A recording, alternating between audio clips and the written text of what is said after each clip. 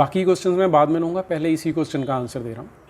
जो नीसियन क्रीड है, ये जो वर्ड बनता है, एक शहर होता था नीसिया नाम का या निकिया नाम का। आज जहाँ पे टर्की है वहाँ पर पहले टर्की में ही, जो टर्की वाली भूमि है वहाँ पर नीसिया नाम का शहर था, जहाँ पर सन 325 में जितने उस टाइम के चर्च के ऑफिशियल्स थे, जो मेजर ऑफिशियल्स थे, उन्हें इकट्ठा किया था। एक राजा होता था रोमन एम्पायर का, कॉन्स्टेंटाइन। तो पहली वहाँ पर एक इन्होंने कॉन्फ्रेंस रखी थी जहाँ पर के डिसाइड किया गया था कि क्रिश्चियनिटी की मार्केटिंग कैसे की जाएगी। अब आपको अगर संसार भर में सबसे बड़ा फ्रॉड समझना और सबसे बड़ी फ्रॉड ऑर्गेनाइजेशन समझनी हो तो चर्च से दूर आपको जाने की ज़रूरत नहीं है, क्योंकि जितने झूठ इन्होंने घड़े हैं उतने शायद ही किसी और ने घड़े हों। तो यहाँ पर सन 325 में, अब आपको यहाँ ये रखना है कि जीसस क्राइस्ट वैसे तो कोई था ही नहीं, इतिहास में ऐसे कोई प्रमाण नहीं मिलते कि जीसस क्राइस्ट नाम का कोई भी व्यक्ति था। तो एनीवे उसे छोड़ते हैं। अब ये 325 में पहला जो मीटिंग, इनका इम्पॉर्टेंट मीटिंग जो रखा गया था, उसे कहते हैं फर्स्ट काउंसिल ऑफ नीसिया। वहाँ पर ये डिसाइड हुआ कि क्रिश्चियनिटी की मार्केटिंग किन किन पॉइंट्स के बेसिस पे की जाएगी। अब अगर तो पुराने जो एक्सेप्टेड चीज़ें हैं आप वो मान के चलते हैं तो आप नया धंधा कभी नहीं शुरू कर सकते, राइट। तो इसलिए इन्होंने बिल्कुल नई चीज़ें क्रिएट की हैं। 7 पॉइंट्स हैं इसके जो ऑलमोस्ट हर क्रिश्चियन डिनोमिनेशन को मानने पड़ते हैं। जब कोई व्यक्ति क्रिश्चियन बनाया जाता है तो उसको ये 7 पॉइंट्स बनाए जाते हैं, उसको ये एक्सेप्ट करने हैं।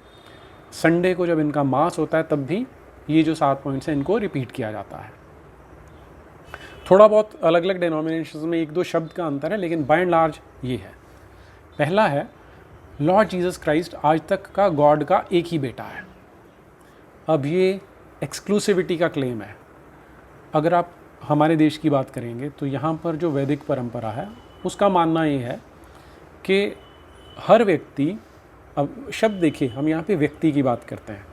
कहा जाता है कि जो ब्रह्म है, जो परमात्मा है, उसने अपने आप को डिवाइड किया, भागों में बांटा और वो व्यक्त हुए हैं, इसलिए हम उसे व्यक्ति कहते हैं। ये कॉन्सेप्ट बिल्कुल अलग है क्रिश्चियनिटी की कॉन्सेप्ट से, क्योंकि इसमें ये फिर तो आप ये मानेंगे कि हर कोई जो व्यक्ति है, वो महिला या पुरुष है, वो सारे के सारे उसी परमपिता परमेश्वर की संतान है, उसी ब्रह्म की संतान है, उसी ब्रह्म से उपजे हैं। और इसीलिए वो जो हमारे यहाँ एक शब्द यूज़ किया जाता है सच्चिदानंद, कि सच्चित आनंद स्वरूप है, सिर्फ हम उसको भूल चुके हैं। लेकिन यहाँ उससे एकदम रिवर्स है। यहाँ पर कोई भी व्यक्ति, अब यहाँ ये लोग क्या वर्ड यूज़ करते हैं, आदमी। आदमी आता है एडम से, कि जो आदम था उससे सब सारी संतान बने हैं। और इसलिए क्योंकि वो आदम और हव्वा ने, या आदम और ईव ने वो गलती की थी, उन्होंने पाप किया था, तो सारे के सारे पापी हैं।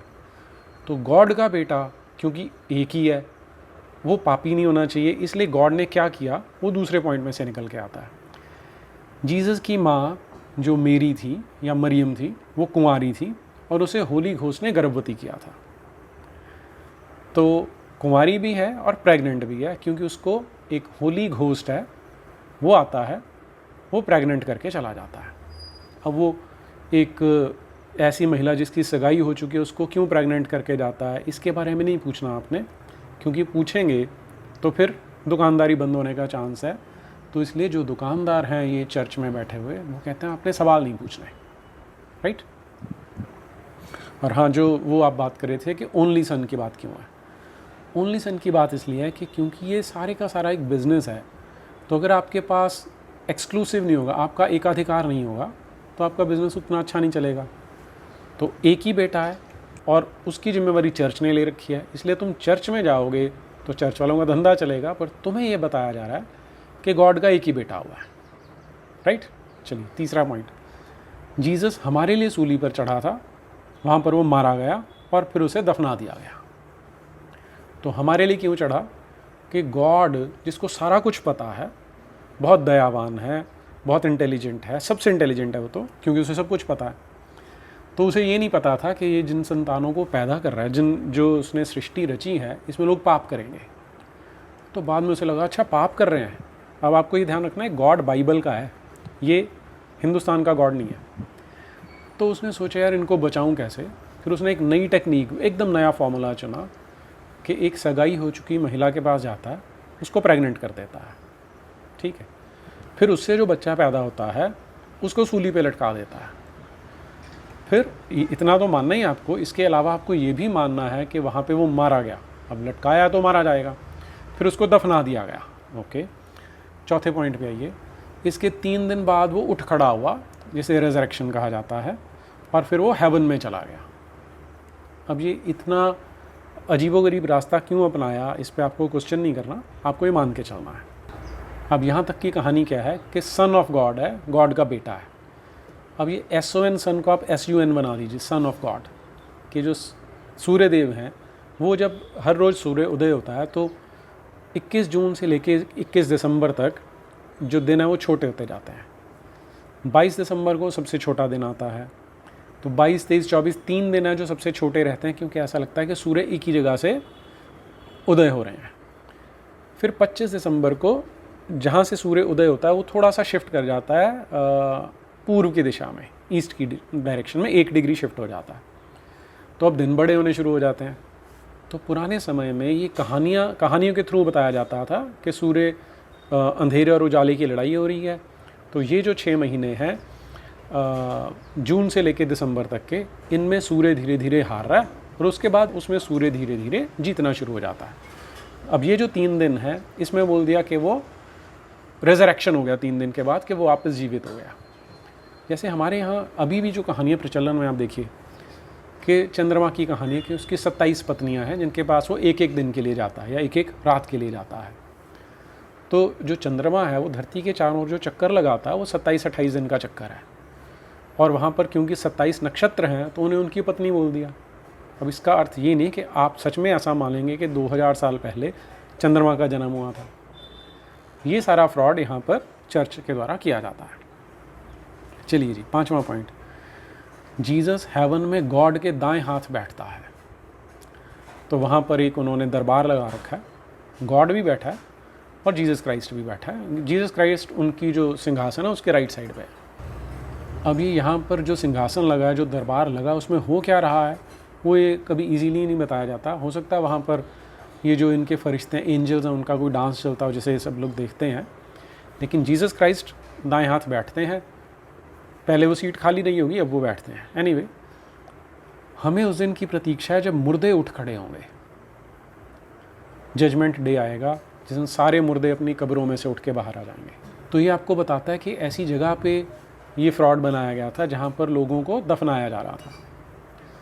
अब हमारे देश में तो हज़ारों लाखों साल से लोगों को जलाया जा रहा है, तो उनके पास तो शरीर है नहीं, तो इसलिए वो खड़े नहीं हो सकते। तो ये जजमेंट डे कैसे आएगा? दूसरी चीज़, कब्र में भी जब डाल देते हैं तो इतनी तो आपको अकल फिर भी होनी चाहिए कि वहाँ भी शरीर गल रहा है, तो वहाँ से मुर्दा कैसे उठ खड़ा होगा? हाँ, अगर कोई महीने 2 महीने पुराना है तो गला हुआ शरीर लेके, जैसा वो अंग्रेज़ी फिल्मों में अक्सर दिखाते हैं, वैसे मुर्दे उठ के खड़े हो जाएंगे और हम उस दिन का इंतज़ार कर रहे हैं। तो हम पूरे सटक चुके हैं, ऐसे दिन का इंतज़ार करेंगे। 7वां है, मैं अपने पापों से मुक्ति के लिए ईसाई मत स्वीकार करता हूँ। तो ये सबसे अच्छा शॉर्टकट है कि पाप किए हैं, बस आप क्रिश्चियन बन गए हो तो वो जो गॉड है, जो दयावान है, उसने आपको माफ़ कर दिया। आपने जो पाप किए हैं, जो कुछ किया है, आप जितने मर्जी नीच व्यक्ति हैं, आपने लास्ट दिन भी अगर अपने आप को एक्सेप्ट कर लिया तो वो माफ़ कर देता है। लेकिन इसके उल्टा आप जितने मर्जी अच्छे हैं, जितने मर्जी सदाचारी हैं, जितने मर्जी अच्छे काम किए हैं, लोगों का भला किया है, तो वो गॉड जिसने सबको बनाया है वो आपको प्यार तो करता है, लेकिन क्योंकि आपने उसको मस्का नहीं लगाया कि मैंने ईसाई मत स्वीकार कर लिया है, तो आपको नर्क में रखेगा, जहाँ आपको तेल में जलाएगा, जहाँ आपको कांटे चुभोए जाएंगे, ऐसा काम किया जाएगा। तो ये 7 पॉइंट है नीसियन क्रीड के। अब इसमें से अगर आप अपना दिमाग लगाएंगे तो आपको इनमें से एक भी ठीक नहीं लगेगा, लेकिन अगर आप अपना दिमाग नहीं लगा रहे हैं, पास्टर साहब या फादर साहब या पादरी जी के कहने पे चल रहे हैं, तो आपको ये सारी चीज़ें वर्ड बाय वर्ड मान के चलनी है कि गॉड का एक ही बेटा है जो उसने मरियम को प्रेग्नेंट करके किया था। अब कई लोग इसमें सवाल उठाते हैं कि कोई कैरेक्टरलेस लेडी थी जिसने कुछ किया होगा, लेकिन हम वो बात नहीं करेंगे। हम ये मान के चलेंगे कि उसको होली घोस्ट ने प्रेग्नेंट किया था। तो यहाँ पर 3 गॉड हो जाएंगे, जो गॉड है, जो उसका बेटा है और जो होली घोस्ट है। तो ये 3 हो जाते हैं ऐसे। अब इस तरह की नीसियन क्रीड पर कोई बुद्धिमान व्यक्ति जिसको कुछ नहीं चाहिए, सिर्फ उसको सच्चाई चाहिए, वो तो इन पे विश्वास कर नहीं सकता। इसीलिए वेस्ट में, जिसे आज हम डेवलप वर्ल्ड कहते हैं, यूरोप है या अमेरिका है, वहाँ पर लोग क्रिश्चियनिटी को छोड़ते जा रहे हैं। लेकिन क्योंकि मिशनरियों का धंधा तभी चलेगा जब ज़्यादा क्रिश्चियंस होंगे, तो उन्हें आना पड़ता है हमारे देश में। वहाँ भी ऐसे आदिवासियों में जाएंगे, अनपढ़ लोगों में, झुग्गी झोंपड़ी में जाएंगे, जहाँ पर लोगों की मजबूरी का फ़ायदा उठाना है। जो अनपढ़ हैं, जो किसी तरह से लाचार हैं, जिनको पैसा चाहिए, उनको लालच दे के क्रिश्चियन बनाया जाता है ताकि इनकी दुकान लगातार चलती रहे। यही कारण है कि यूरोप में और अमेरिका में चर्चें बिक रही हैं। वहाँ पर चर्च की जगह वहाँ पर होटल खोले जा रहे हैं, शराब की दुकानें खोली जा रही हैं। लेकिन हमारे देश में अनफॉर्चुनेटली ऐसे लोग हैं जो इस झांसे में आ जाते हैं। वो उनकी आप मजबूरी कह सकते हैं, या कुछ लोग नीच होते हैं जिनको आप पैसा देंगे तो कुछ भी कर सकते हैं, अपनी माँ को भी बेच सकते हैं। तो इसलिए यहाँ पर कन्वर्शन हो रहा है और ये हमारे देश के लिए बहुत रिस्की है।